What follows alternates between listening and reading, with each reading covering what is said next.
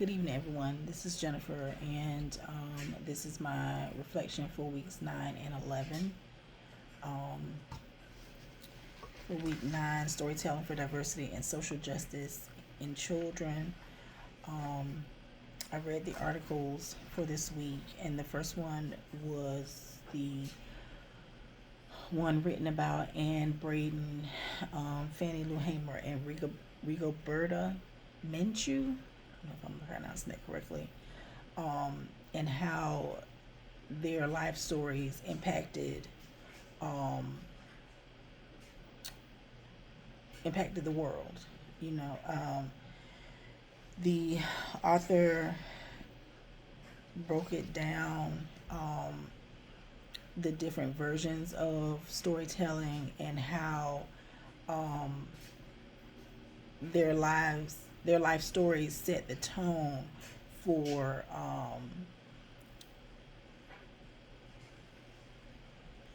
oral histories. Um, so it was a really good article. I really enjoyed it. The notes that I made was towards the end.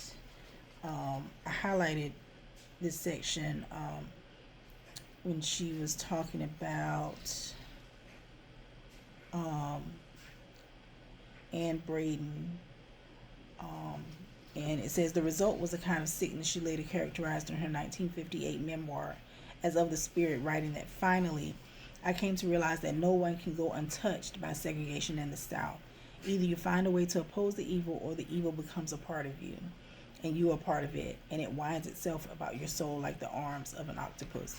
What I thought about when I read that, and I just thought about how um, children aren't born racist. Like they're taught that in their by their families, by their upbringing. Um, and then when um, the author talked about Fannie Lou Hamer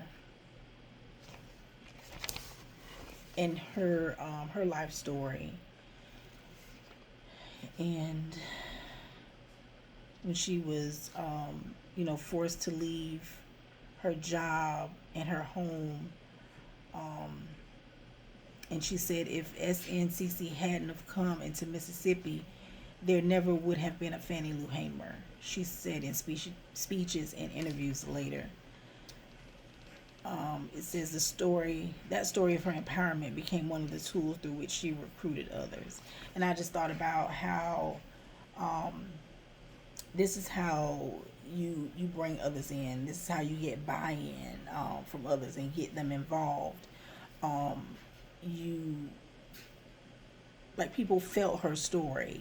They felt her story, and without her going through what she went through, she wouldn't have been able to share that um, with other people. And by her sharing that, that made them want to fight and want to become involved. So I think that was all I had for that one. Um, I also liked in the end, the author said, in the telling and retelling of their empowerment journeys, each of the three was also defining and redefining herself. And I wrote a note that said, you learn and build, shape who you are through your lived experiences. Um, and that is so true. Um, so one of my colleagues parks next to me, and she has a sticker on her car that says, "You are the author of your own story. Write it boldly, rewrite it fearlessly, and inspire others with every chapter." And I feel like um, that sticker, that quote that she has on her car, just summed up this whole entire sorry words. It's late. Article. And so the next article I read was Dr. Cook's Counter Storytelling in the LIS curriculum. I really enjoyed this. Took tons of notes, trying to watch my time. Um, I really, I was impressed with Dr. Cook in saying in the beginning that um, although she is who she is and she knows what she knows and all that she knows, um, doing the work that she does is hard. It's hard work, and I've said to her a couple of times, that I've had to tell her like how much I appreciate the work that she does because I can't imagine how exhausting, not only teaching, but just living the work, living the work every day. And she said she was talking about two things, and she said on the other side, teaching classes is the hardest and most exhausting work I do as a teacher. However, at the end of the day, I believe that I'm working toward changing the story of LIS education, and I really appreciated her saying that. And so, a couple of things that stood out to me in this article, um,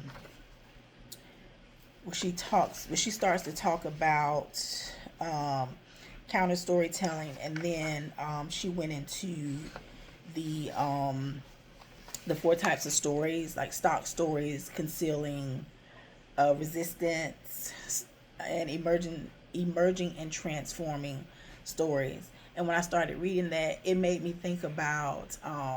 It took me back to SCLA's conference last year where she presented. She was the closing keynote, and that was her presentation. And I was sitting there like, what can I do? Like what am I not doing?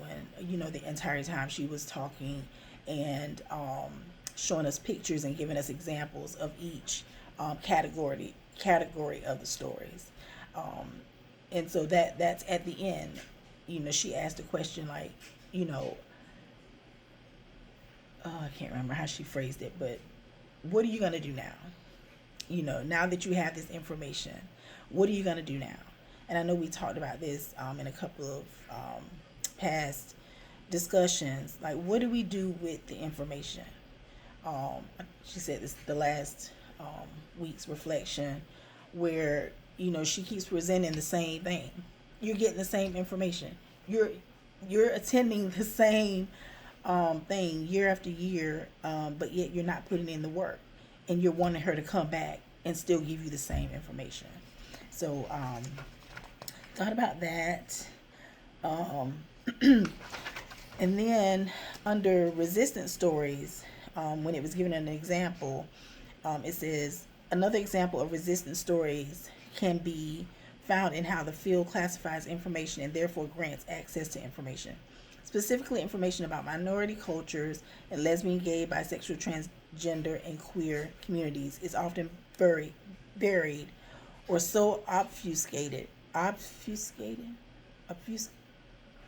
that is rendered useless to those seeking said information. And I wrote a note on the side when I worked in one of the library systems. I found that the urban books were all the way at the back of the library, and then they were down, like at the back of the stacks, and then at the on the lower shelves.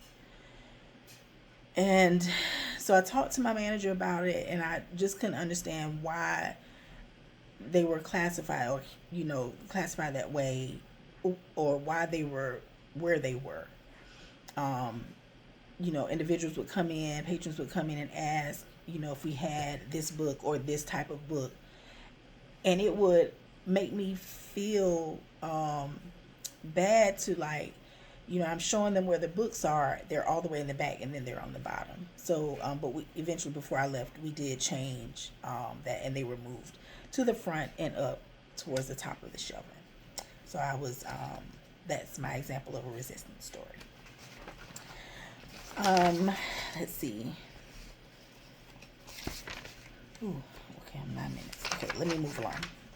The next article, I really enjoyed this article. Maybe she's just strict to everybody. Race, belonging, and surveillance in the library. I'm just going to go right through and give you all of my takeaways from this. Um,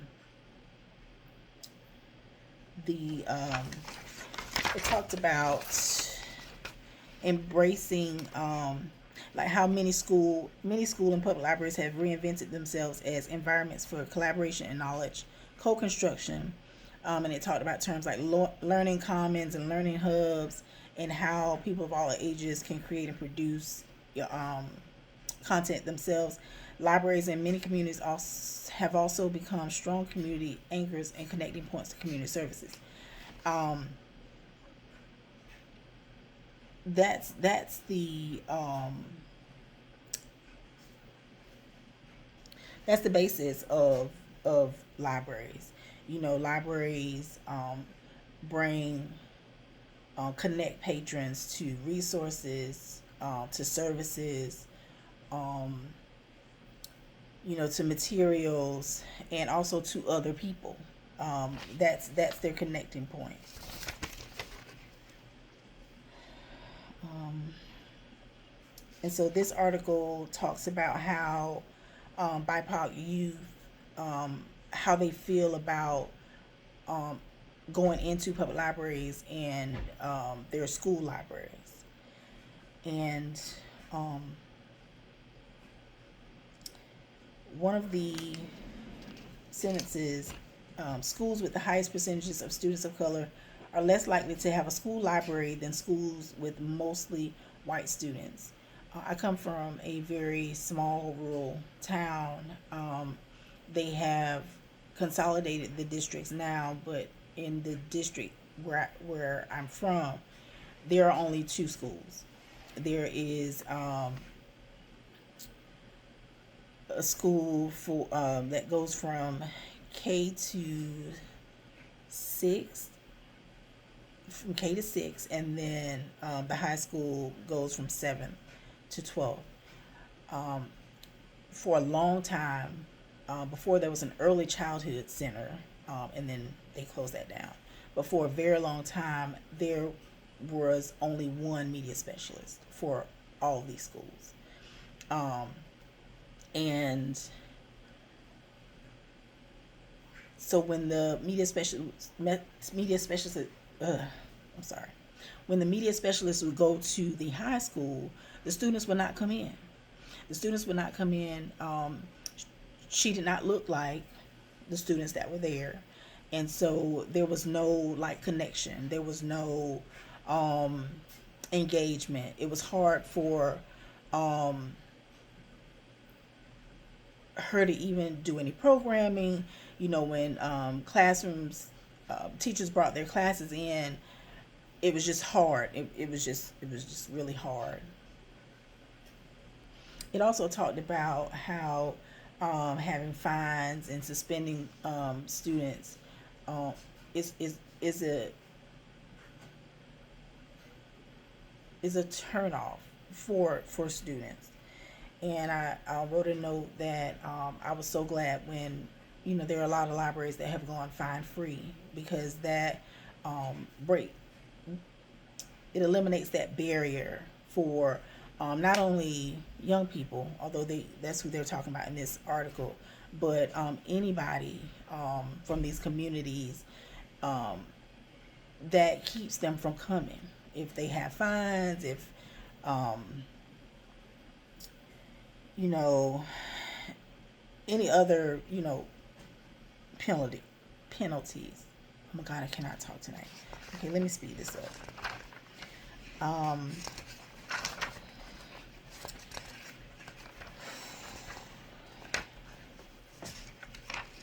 I'm gonna move on. I'm gonna move on. I'm gonna move on to week 11. Um,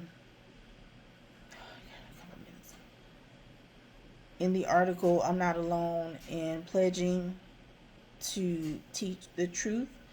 Um, where it talks about the teacher Jesse Hagopian's speech, and some of the things that I took away from that. Um, when it talked about how this ban is attacking teachers who want to teach the truth. And then he started listing facts. And the first fact was the average white female family has 10 times the amount of wealth than the average black family. And I thought about the extra credit um, discussion post and um, the hearing that we were watching. And one of the young men that came up to speak, he said that one of his very best friends is a white male. And although they're friends, he said nothing's going to divide them and, ruin their friendship. But he said that there are differences that they're both aware of. And he said that when, I can't remember if it was his grandmother or grandfather that passed, the grandparent left their family $6 million. And he said that, but when his grandmother had passed, which a few weeks before him coming to speak, or a month or so, the only thing that she left him was the wish that he would continue on, with his education. And he said that he's done that for her. He's I don't know if I can't remember if he had graduated or he is graduating, but that's the difference between him and his white male. That made me think about that. It talked about they wouldn't be passing these laws to ban the teaching structural racism and oppression if they weren't scared of something. And then he went on to list what they're scared of. They're being exposed for their racist acts. Movements such as Black Lives Matter at schools is growing. Solidarity. Students who can think critically. And I thought about how they say knowledge is power. And access to education, was very non-existent or very limited back in the day. Whites wanted to keep us intellectually inferior. I was kept reading, and it talked about how the summer uprising was led by the youth. And I thought about one of my favorite movies that I love. It's Serafina. It's Whoopi Goldberg is in it. And the movie is from 1992. It takes place in South Africa, where these young people are fighting against apartheid and racial injustices. And so there's a scene where the young people, these teenagers, are they're arrested and then they're tortured, and some of them are killed. And so at the funeral, the preacher makes this quote, and it's so when I was reading it, I was almost tearing up because it's still relevant today. And this is the movie. If you want to see it, it's called Serafina. Okay. The preacher said at the funeral, they fear you because you are young. They fear you because you are the future. How fearful they must be that they shoot you children. How powerful you must be that they fear you so much. You are powerful because you are the generation that will be free. And I thought about that movie and this when in this article, it just fit together so well. We need teachers who are going to stand up for their students' rights. I watched a middle grade magic online conference this week for another class, and Dr. Ibram X. Kendi was the opening keynote speaker. And in the end, he gave inspiration to educators and librarians. And he said that to do your job is to have courage. And I just wrote, in our current world, this is so true. Every day we are standing up for our children, our students, our patrons, our communities as a whole. And it is hard work. It's exhausting work, but we have to keep fighting. And then I went on to view the, oh Lord, I'm going off time. The Project Ready modules. The first one, 27. Or in the beginning, it said, it's been said that learning about race and racism for the first time is like putting on a pair of glasses and suddenly realizing that your vision had been clouded your whole life without you realizing it. One of those once those glasses are on, you start to see the world through the lenses of equity and inclusion. That is so true. Like I feel like that every week while I'm reading and watching these videos. Um, I feel like I'm dumb. I don't want to say dumb, but I just feel like I should have known. Like I should know these things. I should be doing more. I should be putting in more work. You know. So yeah. Um, I'm gonna keep my glasses on. Um, and the building relationships with individuals. And it talked about in the past how librarians and teachers, they knew their communities because they lived in those communities. Um, they went to church with their students. They went to local events with their students. Um, and I had two examples of this. One, in the last library that I worked for, our children's librarian um, was born in her community. She was born and raised there. She went to elementary school there, middle school, high school. She went off to college, came back, and she has been at in this community um, since graduate, like for years. It's been a good 20 years.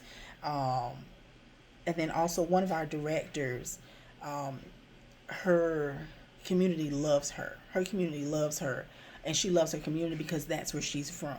She appreciates and values her patrons, all of them. And she makes sure that she provides programming and services and resources for them because she um, remember how she grew up, and this is her way of giving back. So I'm running out of time. Building relationships with the community. Oh, spending time and building relationships with young people. I talked about, again, the teen advisory board groups. This is how a lot of librarians get to know their teens, their young people. They're making those connections, allowing them to make decisions about programming so they can see themselves and feel valued in the library. Building relationships with the community. Um, it allows library staff to engage in collaborative and participatory community engagement, to listen to community members and to work with them to have program services they need. Um, Let me see. I'm just going to go ahead and end on the community visits. When working at the state library, and when we have new public library directors, we do a library director orientation. And one of the things that we tell them is to get out into your communities. Go to the churches, go to the grocery stores, go to those local events, go to the schools, build those connections with the media specialists, build those connections, those relationships with the teachers, because it is so important. It is so, so, so important. I remember, real quick, I remember working for the library, and one of the board members, our branch was his library. And whenever he came in, I made sure that he knew who I was. Because if we wanted to do anything, or we needed anything, or we needed community members to come in, or for program or anything like that, he was my go-to person. So it's so important to build those relationships with the community. Um, and I think that's it. I know this is long. I hope you enjoyed it. It's just so much to cover um, in 2 weeks. So I hope you all are well. I'm struggling a little bit, but we're gonna get through this. We're gonna push through, and I just wish you all well. Thank you for listening.